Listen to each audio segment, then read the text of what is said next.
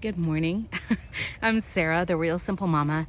We're out here with all of our plants in our chicken run, and I've been getting a lot of questions about how I put plants in here with these adorable little destructive hens.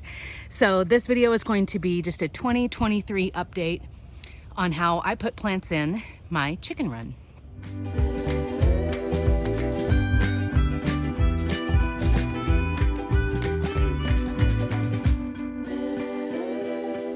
Good morning. So it's already hot out here, and I'm going to basically go over a lot of content that I went over a few years ago, but because I'm continuing to get just questions and comments here on the channel, I figured I'd sort of do like an update and a review video on how I do plants in here with the chickens.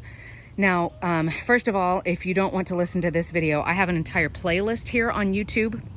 You can look up chickens in your garden, and all of the videos in that playlist are going to be more specific topics. They'll go into more detail and more specifics over different things about me putting plants in with my chickens, but it is possible for you to have plants in with your chickens.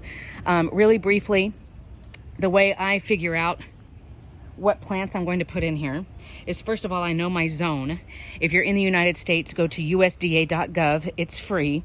But you put in your zip code, again, this is United States, you put in your zip code and it will say, oh, okay, well, these are plants that are going to do well with your climate, with the weather, etc., etc. So because I am in zone 8B, I'm in South Central Texas, I'm not going to have a lot of cherry trees or, plants that can't handle the heat. So all of these plants, first of all, had to be picked as plants that were going to be hardy. I don't have to baby them. I don't have to coddle them and do a whole bunch of like extra special stuff for them because frankly, I don't have time. And that would be a waste of money on my part. So these are all plants that I handpicked. Number one, because they're not going to just drop dead in the Texas heat. Number two, I wanted them to have some kind of benefit. You can see all of the honeybees buzzing around the salvia here in the front of the shot. So most of these plants, either they were going to grow fast and give a lot of shade. Again, they're really drought tolerant. Some of them are good for the chickens to eat. None of them are poisonous for the chickens. And that was another big thing. I'll also kind of ruin my video by saying you can go to realsimplemama.com. A lot of the videos that I do, they have a list or they have like supplies and things like that. If you don't want to listen to the video or take notes, you can go look. I have a list of all of the plants that are here in this chicken run on realsimplemama.com and some of the equipment that I use if you care. So these are all perennials. They're plants that are going to live for multiple years. They're not just going to live for one season and drop dead. They can handle the Texas heat and the kind of weather that I have here. Again, they don't have to be babied. I don't ever have to come out and water these guys. They just like, well, if it rains, good for you. And if it doesn't, too bad. And then none of them are poisonous. Unfortunately, there's a lot of beautiful flowering vines. Like I love morning glories. I recently did a video on morning glories, but those are poisonous to chickens. There's a lot, unfortunately, of flowering vines that would be really great growing on the wire that I have here on the perimeter. But if they're not safe for chickens, like that's a no-no. So you can see I've got grapevines that over the last few years, this whole corner is now permanently shaded by grapevines. So it's edible shade, or they serve another purpose. Again, like I've got a lot of hibiscus in here. This is a hibiscus here. Hibiscus is really great for chickens and for humans because it's high in calcium. Humans, you guys can eat that. We can make tea out of it, but it also has that benefit for my egg-laying hens, of course. So other plants, like I said, they grow really prominently. They're really good shade plants. I have a lilac tree over on that side. We'll walk over there in a minute. That's like over 12 feet tall now. She's grown in 3 years. She's grown 12 feet tall. So all of these plants serve a purpose. I have content in my All Things Green playlist about pollinator plants, helping out butterflies, hummingbirds, bees, all kinds of things like that. So, hello, my dear. Hey, Gracie. So how do I get the plants in with the chickens? I have added plants since the chickens were living here, but I'll talk real quickly. For my dream house and my dream chicken run, I would actually take the time to set everything up and plant all of the plants before I move the chickens in. The point with the plants is, obviously you see what's going on above the ground. Ow, don't peck my toe. But you want to make sure that their root system is well established below ground. And that's for a couple of reasons. Number one, that's so you don't have to come out and water them all the time. You want the roots to go down deep. So when you do water plants, you deep water them. That makes the roots go down deeper. And that's also really great for extreme temperatures, either extreme hot or extreme cold. The roots that are just sitting like right under the surface of the soil, they can't handle temperature changes as well. So all of these plants, I honestly, when we've had all of our freezes and stuff in Texas, and we do freeze usually every year in January, February, we will get hard freezes. I don't even cover these plants anymore. I don't worry about it. They'll die to the ground, but I know that their root system is really strong and it goes down deep so that they're okay. So at this point, realistically, what I had to do in this situation is I planted the plants once the chickens were already living in here. And here's what I did. Of course, like I said, I wanted to pick plants that I knew that would be safe around the chickens, or that they would have some kind of benefit, and we'll go wandering around so you can see everything. And I don't like telling you guys to buy stuff like you have to get this one brand of this thing, or you have to buy, you know, something brand new. This is like, oh geez, Sarah, like you're gonna show us all of your like terrible secrets. I have upcycled material, that's chicken wire over there, and extra rolls of material that I'm not using right now.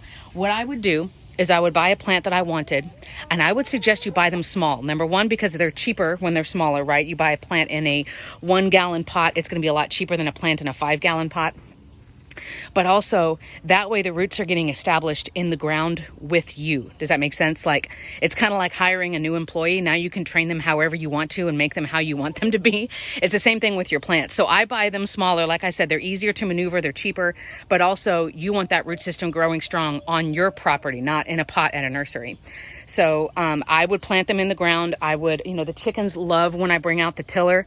When we get to autumn, I'll bring the tiller out. It's one of the best tools I've ever bought. And I'll do a tool video here this summer too. But a tiller, because as you can see, when we bought this house, this whole area was covered with probably about a foot of these stupid rocks. And I've spent hours and hours taking out hundreds of pounds of rocks out of here. But you use a tiller to agitate the soil. And I'll give you another secret tip here. When you're gonna put a plant in the ground, go till a hole for the chickens somewhere else, because they will find worms, and the ground is cooler, you know, once you get that top layer of soil off, and it gives them something to do. I joke about making like chicken diversions, keeping them from getting bored, keeping them from bullying each other and feather picking, like change up their run a little bit. It's kind of like you came home and someone like rearranged the living room. It's new and exciting for them. So I go and dig a hole off somewhere else and let the chickens like go over there and stay out of my way. And then I go and I till the hole, I put the plant in, and I won't teach you how to plant. Like if you need help, then I can help you with that, but I won't talk about it here. And then I plant the plant. Chickens are going to want to dig in fresh soil, even if they don't care about eating the plant. Like my chickens don't care about eating. This is a type of sage right here. This guy who I bought him when he was little tiny, and now they're all taller than me. I have quite a few of these on the property. The chickens, they don't want to eat it. They don't pick at the leaves. They're not trying to destroy it. They just want to play in the dirt because, again, it's freshly tilled. It's soft. It's cool. And so they don't mean to be destructive. They're not going out with the aim of, I'm going to eat the roots. Chickens don't really eat roots anyway. They just want to play in the dirt. So the problem is when you plant a new plant in the ground, you need to protect it with a cage. Now you can buy stuff, but like I said, I use upcycled chicken wire, rabbit wire, whatever. And the only thing you need to do is just stake something around so the chickens can't get into that fresh soil that's at the base of the plant where you planted it.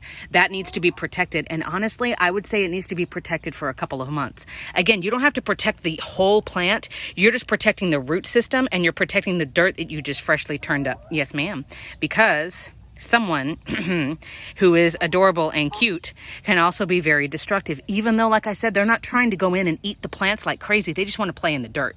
But they will kick up the plant and destroy the plant and rip it out of the ground within a day without meaning to. So while you're having to water that new plant in the ground, while you're waiting for, the air conditioning, while you're waiting for the roots to get established, that way the plant is protected. Now there will be some plants, like if you buy hibiscus or if you buy basil or I'm trying to think of what else. There's a lot of other plants that your chickens, yes, they will try to eat that. But honestly, a lot of the times, like I said, they don't really care about the plant. They're not trying to get to the plant. They want that fresh dirt. These plants, you can see I've got stones around them. Once I removed the cage, so let's say, okay, you feel like the plant's doing okay. Then I took the cage off because I want the chickens to get in under the shade. Planting more plants in your chicken run brings a lot of bugs. It brings shade. If you have plants close together, they can even create kind of their own atmosphere, like their own humidity. There is a huge temperature difference. And plus, I just love living shade. You know, I love shade that's like this. I think it's amazing. So the next step was I would remove the cage and I would just put rocks instead. Again, that's giving the plant a little bit more freedom. The chickens have access to the plant now. but they can't get to the root system because you're using big old rocks. And again, I found these around my property. You can get pavers really cheap at a hardware store. It doesn't have to be new. It doesn't have to be pretty. You could use big old planks of wood or other things as well.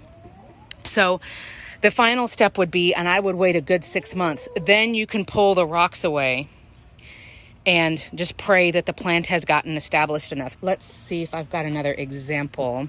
So if you've got a plant, let's talk one more example. If you've got a plant that the chickens do like to eat, that they're going to go after the leaves, what you can do, and I did this with hibiscus, and I'm rotating hibiscus pots in and out so that they get a chance to recover, and then I bring them in and let them get eaten, and then I take them back out so they can recover. I'm swapping about 3 hibiscus plants. If it is a plant, I have a chicken on my foot. Tick, tick. If it is a plant that the chickens do like to eat, remember, they can only reach a certain height. I would say chickens can only reach about 1.5 to 2 feet high, and they will hop to get things. Like they will hop. Oh, I've got an idea. Let's walk back to my grapevines. My chickens love eating grape leaves, and people can eat grape leaves too, right? So again, a lot of these things have multiple benefits, and of course they can eat the grapes. So if you'll notice over here, my grapevine, I have 3, but let's look at this one. My grapevine has no leaves for the first like 2 feet off the ground, because when the grapevine was spending energy putting leaves down low here, somebody was coming along and eating them. So in this case, you would want to keep your grapevine protected until it's gotten up and out of the way. And honestly, plants like grapevines and hibiscus, just to name a couple of examples, they're never going to have foliage down here that gets really well established because the chickens can reach it and they can eat it. But that's kind of part of the point, right? Like if you're putting plants in with your chickens, that's one of the benefits, is it's other stuff that they can eat that's not just chicken feed. So I could talk on and on about plants, as you can tell. Oh, it's so nice and cool over here. We're getting to like 110 every day in South Central Texas right now. So as you can see, I like to layer stuff up. I have big old plants that are on the ground. I have trees that give shade and like some depth, something to look at a little bit higher. I've got hanging baskets started, but I would start, if you want to put plants in with your chickens, I would start, again, if you're in the United States, it's easier because you can go to USDA.gov. Figure out what kinds of plants work well where you are. I can say around the zone 8, 7, 8, 9, where I am down like in South Central United States, we do really well with lots of sages, with lots of salvias. I can do some tropicals, and just keep looking. So figure out what kinds of plants, like, you don't want to buy something that's just going to die because it can't handle the weather where you are. Kind of decide, do I want it to be in a pot? Because then you can move it in and out, right? Or do I want to put it in the ground? Be sure you're aware of your chicken run. Like, okay, this zone gets shade all the time. For example, there's a tree that was already in my neighbor's yard over there. That zone over there is not going to get full sun as much as this side over here before I planted those grapes. So just be aware of your property, but then you're going to have to protect, again, mainly the root system. You're going to have to protect the root system for a while. This is what I'm using now because I had to add some more dirt to my magnolia tree and fertilize them, and that way my chickens stay out of it. But you can have plants in with your chicken run, but again, make sure it's plants that are safe for your chickens. Make sure that it's something, if you want, that works in your environment and that has a benefit for your chickens.